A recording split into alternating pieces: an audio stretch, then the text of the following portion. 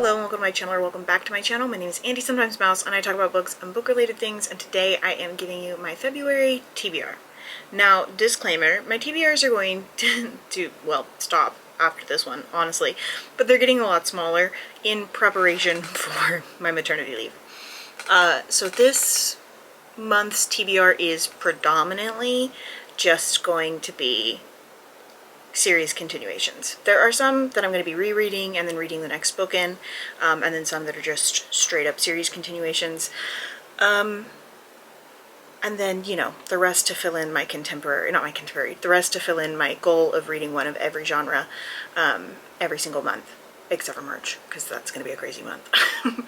I will also be pulling from the book jar, so that I have at least one from the book jar. So stay tuned on that. We'll do that one at the very end. So let's talk about the series that I'm going to be reading and continuing this month. We've got Masquerade by Terry Pratchett. This is the next book in the Discworld series. I think it's book 18. I've read so many of them at this point. This book follows Granny Weatherwax and Nanny Ogg. They are Discworld's greatest witches, and they are back for a super simple, innocent night out at the opera. So there's obviously going to be trouble. I really like the Witches of Discworld part of this like subset. I think it'll be a lot of fun to read. I just really enjoy those stories. I think they're very fun, and the sarcasm of the witches is just one of my favorite things. Next up, we have Win Among Crows by Veronica Roth, and then I will be reading the sequel to Clutch a Razor by Veronica Roth. I don't know, I have the author on there twice. Obviously I know who wrote it. These are novellas that are fantasy, and I really enjoyed the first one, so I'm excited to read it again, as well as read the second one. What the first one is about, a guy named Demeter, who is one in a long line of hunters who sacrifice their souls in order to slay monsters.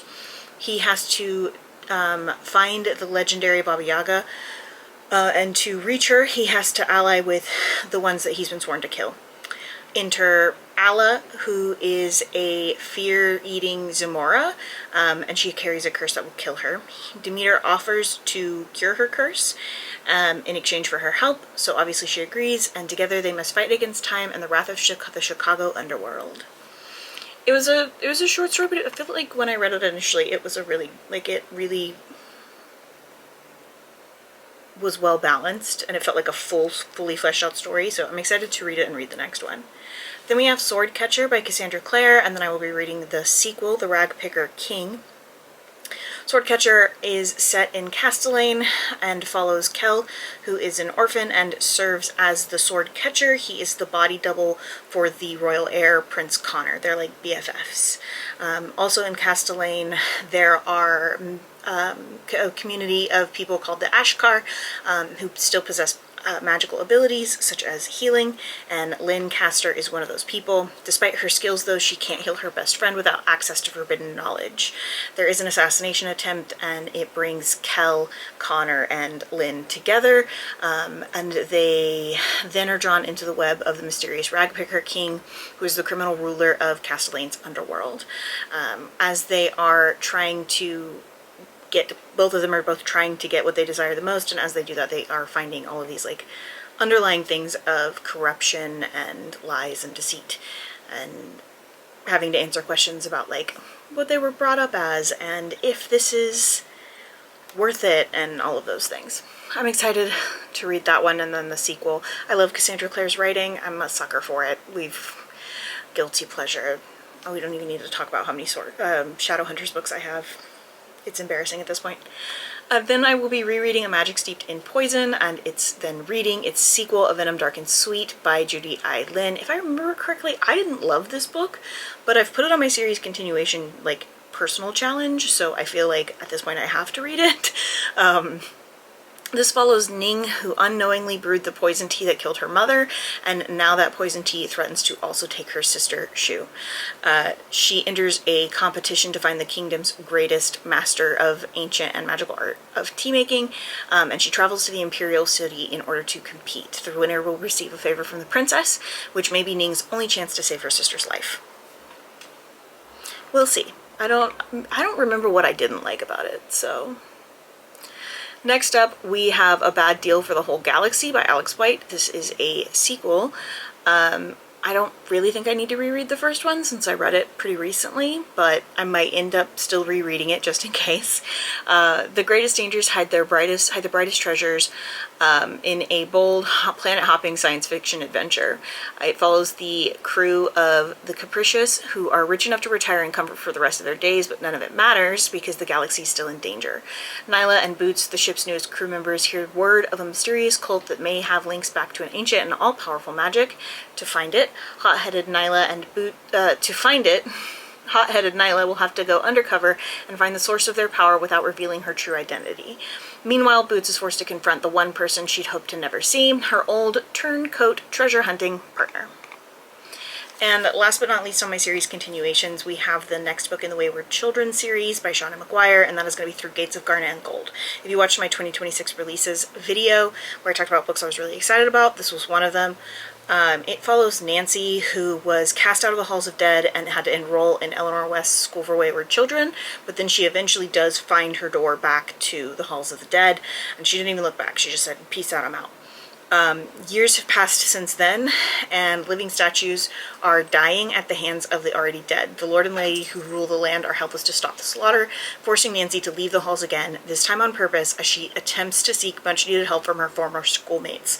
But who would volunteer to quest in a world where the dead roam freely, and why are the dead so intent on adding to their number? Like I said, this was in my releases I'm excited for. It's Shauna McGuire. If you've been here, you know. If you know, you know.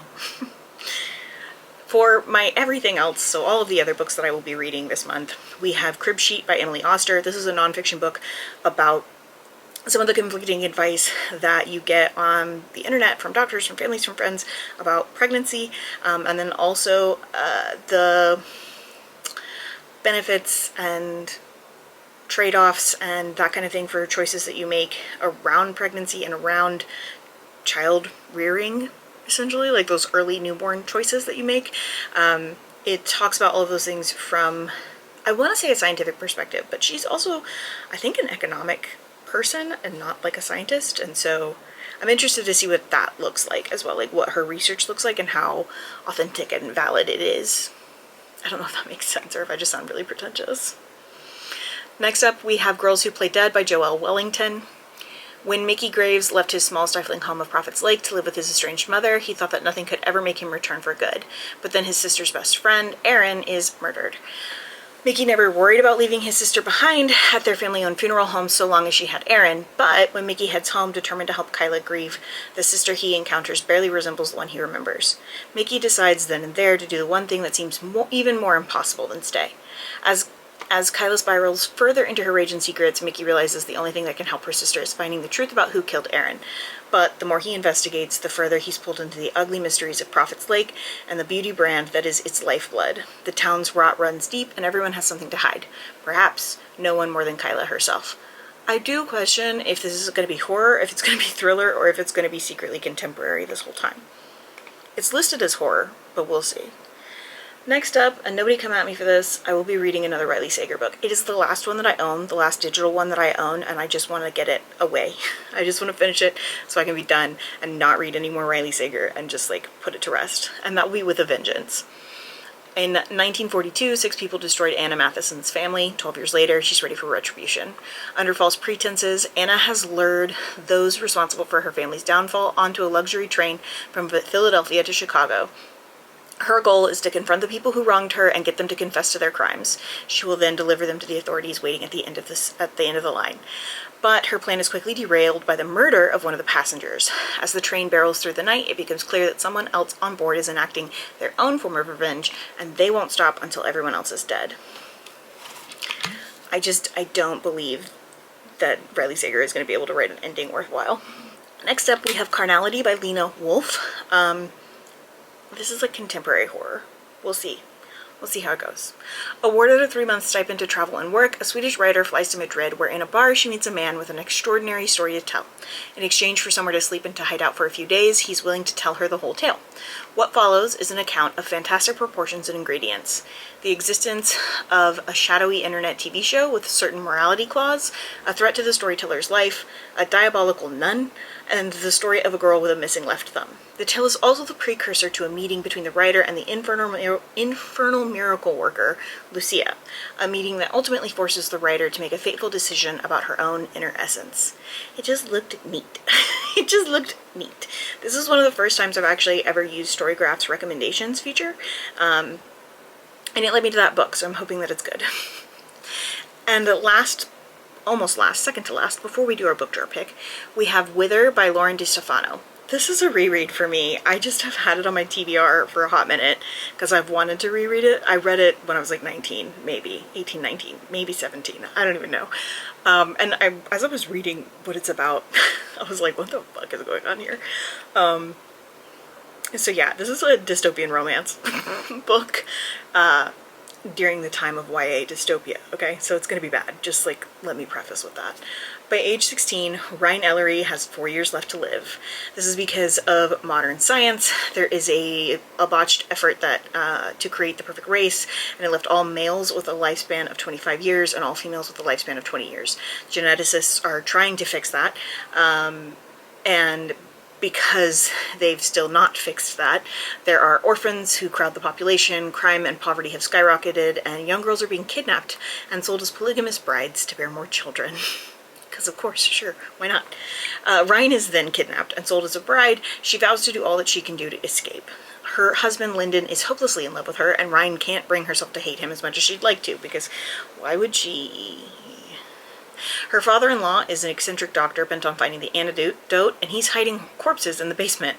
Her fellow sister wives are to be trusted one day and feared the next, and Ryan is desperate to communicate to her twin brother that she is safe and alive. Will Ryan be able to escape before her time runs out? Together with one of Lyndon's servants, Gabriel, Ryan attempts to escape just before her 17th birthday.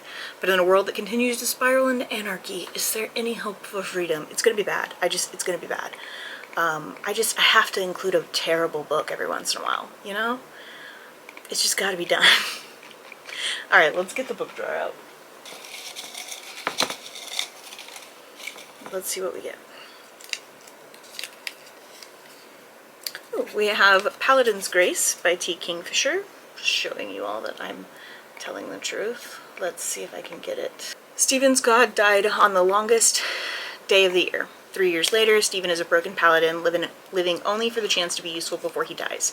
But all of that changes when he encounters a fugitive named Grace in an alley and witnesses an assassination attempt gone wrong. Now, the pair must navigate a web of treachery, beset on all sides by spies and poisoners, while a cryptic killer stalks one step behind.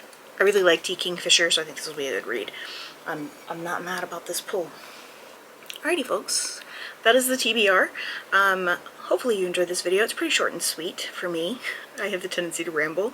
And if you wondered why we're sitting here and not over there like I have been doing my sit-down videos, it's because I have to be able to see my computer to do this. So my TBRs will continue to be filmed over here. But with that being said, that's the end of the video. If you enjoyed this video, don't forget to like and subscribe and share. You can leave some comments down below if you've read any of these books, or if you want to read any of these books, or if you too suffered from reading really terrible dystopian novels in 2012. Let me know. Let me know. But yeah, I usually post videos every Tuesdays and Thursdays at 10 a.m. Central Standard Time. Some of that is going to be changing in March due to maternity leave. I have videos and stuff that are going to come out that talk about that, so don't worry about it. You didn't miss anything. But yeah, that'll be it. So I will see you later on this week. Don't forget to take your meds, drink your water, and do something today to take care of yourselves. Okay, thanks, bye.